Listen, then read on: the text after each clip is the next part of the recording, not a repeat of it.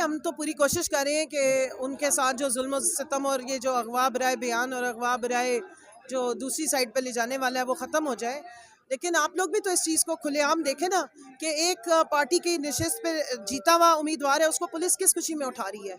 एक जीते हुए उम्मीदवार को पुलिस क्यों उठाती है और अगवा क्यों करती है और फिर उसके बाद उसका बयान क्यों आता है। इस पर हमारे मीडिया की क्या पल्स है, इस पर हमारे मुक्तदर जो हल्के हैं या हमारी जुडिशरी है वो किस किस बात का इंतज़ार करी है।